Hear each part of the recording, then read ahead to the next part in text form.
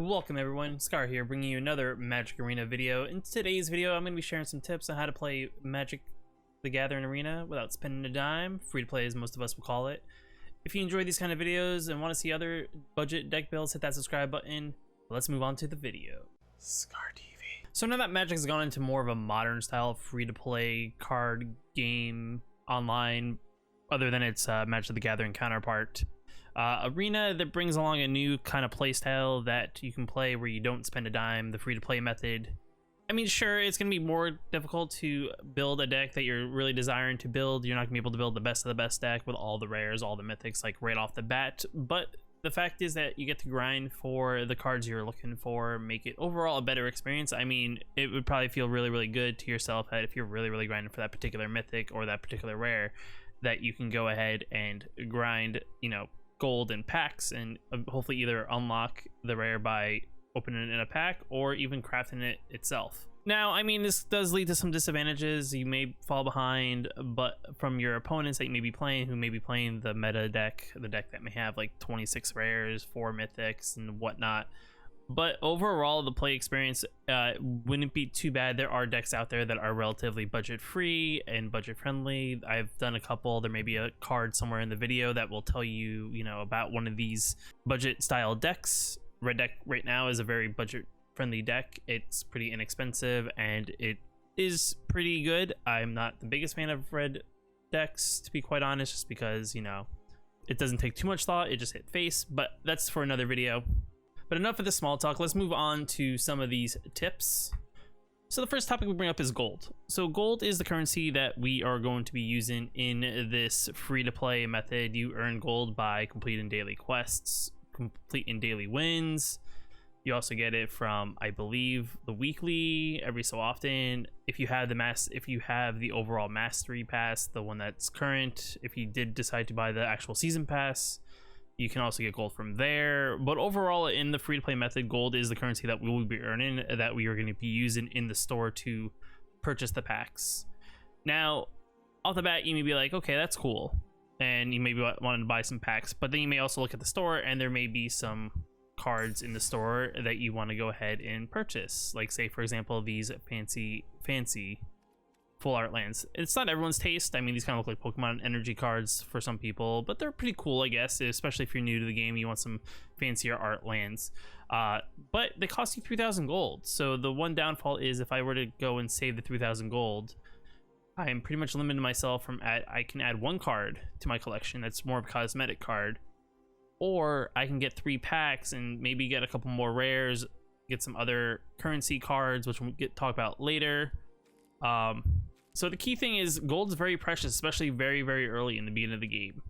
I mean, sure, you can eventually, if you decide that you saved up enough and you don't feel like, that you need certain cards, or you're very, very fond of a very particular deck, go ahead and, spend some gold on some cosmetics. But overall, I would say at the beginning, even before you get maybe get a couple decks underneath your belt that you can rotate from, because, every daily there's a different quest that, may require you to play certain colors or maybe different play style, and maybe just gonna give yourself a little bit of a library of decks that you can play. Plus, I mean, right before the start of the next release of packs, you may want to start saving some gold so that when the new set comes out, you can buy yourself a bunch of packs and eventually, hopefully get a jump start on the collection of the new cards. Now, you may have heard me mention this in the last tip, but the next tip we're going to be talking about is the crafting currency, or whatever you want to call it, the little lotus currency. There's 4 different tiers. There's common, uncommon, rare, and mythic. If you don't know what these cards do, pretty much you get them in packs, and they are used to craft something. If you're looking for a particular rare, uncommon, common, or mythic card, you can go into one of your decks. We'll actually just go to our collection. We will go to this here. We'll go to not collected, and we'll look for a mythic rare. All right, and if let's just say we want to make a white deck and we want a Heliod. It's a pretty solid card for a white deck. What you can do is you can click on it, you can redeem one of these crafting currencies, and you can pretty much get yourself a Heliod for that crafting currency. It's a 1-to-1 ratio, so you only need one of these to get one. If you want to craft multiple, you can click on these and get multiples of them, but then we'll burn that many pieces of currency. As it says down here, crafting will consume 3 mythic rare wild cards. And other than the account mastery ranks that you go up when you first level, the currency is very scarce, especially at a free-to-play method, because you are buying packs less frequently. Like, instead of you maybe dropping, you know, $100, let's just say, and buying 90 packs of one particular set, you won't get as many of those currency cards as someone who would have done that. So if you're getting, like, let's just say you get like 3 packs a day just based on how much you play. Every 3 packs, if we go to packs real quick, every 3 packs will fill up these circles here, as you will see. Every 6 of each will unlock either an uncommon or a rare wild card. The common ones are occasionally scattered in the rare or the common sections of the packs. So, and you can also get these cards as well in their various slots in the packs, but their chances of getting them are a lot slimmer, whereas you get 5 commons, so maybe like 1 in every other pack is like a common currency card. And every like 3 or 4 times of this rotation of the rare card, you can then unlock another mythic card. So you getting this currency is going to be very, very slow, especially if you don't have a collection of gold that you can pretty much go and buy a bunch of packs all at once. Now, the one thing too with this currency is, you may have heard me say something about, you know, building multiple decks and then maybe eventually saving some currency to buy some, you know, fancier cards or sleeves or something for your deck to make it like look fancy. Now, as much as you'd want to do something like that, I would also say don't do what I did here in this like free-to-play account I have, and try to build like 7 decks all at the same time. Because the problem is what you'll run into, because your currency is so limited, is like, look at this. I'm pretty much, you know, I got a good chunk of this deck, but it's not complete, and I don't have, you know, I only have mythic rare currency to actually finish any deck, but I need commons, rares, and uncommons and all that stuff. And then I have another deck over here. I'm on a red deck. I need literally 1 uncommon, 3 commons, and another 4 commons. So I kind of stretched my currency very, very thin, which doesn't allow me to finish a deck. And if I would have, instead of trying to build those multiple decks and just focus on the one, it could have been a lot better for me in the fact that I wouldn't have to worry about, you know, having to try to now scrape together these common and uncommon cards, and I could have probably finished at least 1 deck. So I would suggest, if you're going to be spending your currency, you should kind of figure out what you want to build and kind of focus your currency directly into that particular deck you're building before you move on to another one. Now, you may also be wondering yourself, there are other ways to earn stuff in game, which is the next tip, that you can, you know, get in for free occasionally once a week. I believe on a particular day of the week, Magic does like these workshops here.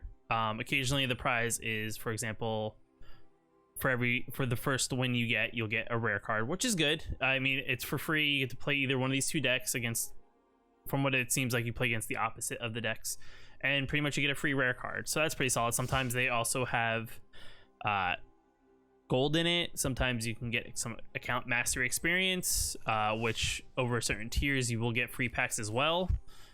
Especially if you're playing free to play, these packs are beneficial, because like, it depending on how quickly you level, you will get like something almost every other level up until a certain point, which will help you kind of build up your library as well. Now, the other thing too, when it comes to deck building, as you may see that I have these couple decks here, you may want to build a particular deck. The goal here would be to kind of like, if you can't finish a deck, for example, like let's say here we need a 10 Street Dodger, but I don't have, you know, that particular card to fill in. What you could do is you could kind of like figure out, okay, so he's a 1/1 with haste and he costs 1. Maybe we find another 1/1 that costs 1. Let's go here. Let's go with 1. And we go here and we'll see what we got left. We may not be able to find something exactly here, but there may be some other things that we can do that to kind of fill in the gaps. So this is actually not a bad replacement, because we only need 1. We can always remove this, put in a 1 Torch Courier, and pretty much that will fill in the gap until we either get a currency to now unlock, you know, another one of these. As for like a Rimrock Knight, this is a little bit tougher because he's pretty much 2 cards in 1. It's a plus and a creature. But we could do is we could take out 3 Rimrock Knights, and we could always replace it with another card that pumps our creature. So we have one of these Salmon Sprints.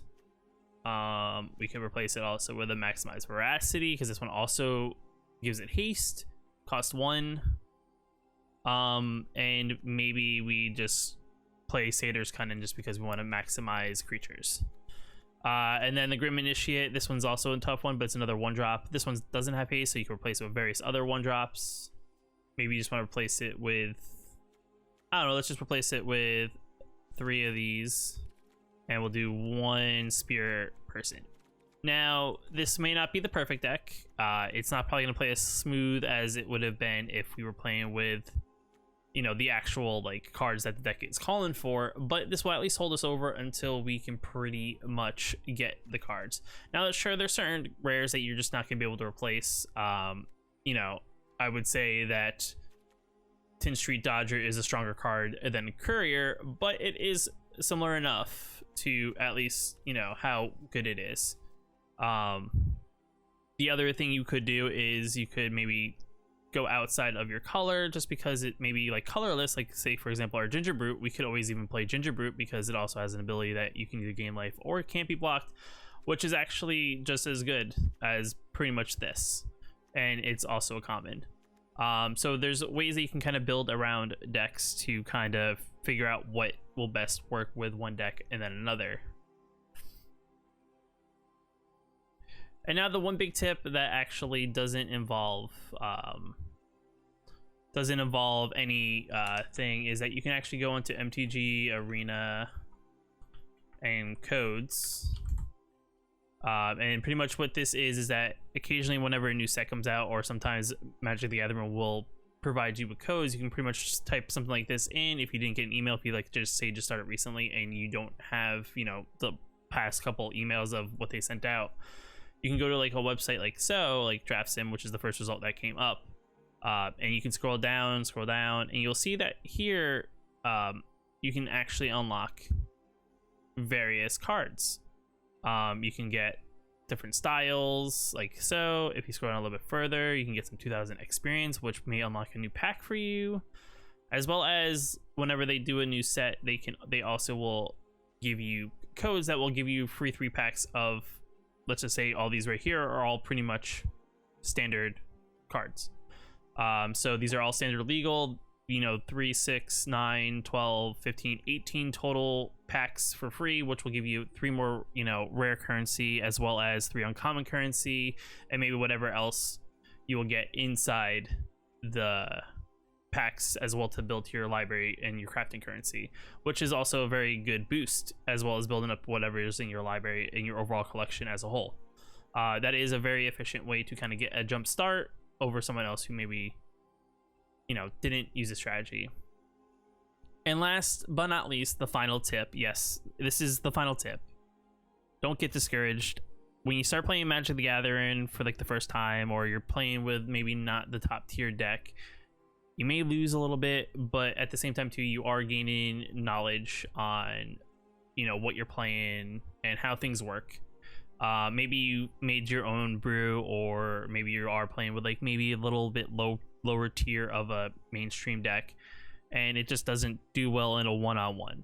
Like for example, Red Deck Wins. Everyone knows what's wrong with Red Deck Wins, and I don't want to get into this now, but you know, I'm not the biggest fan. Not the biggest fan, but we'll maybe hold that for another video. Just remember that because you have the best cards doesn't mean the player you're playing against is going to be the best. There are many people who play with decks that are top tier and don't know how to play them properly, so you may, even if your deck is not that great, you may be able to sneak a win, which will probably more so frustrate your opponent than yourself, to be quite honest.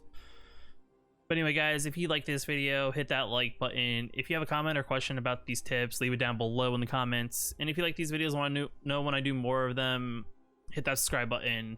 Until next time, Scar out.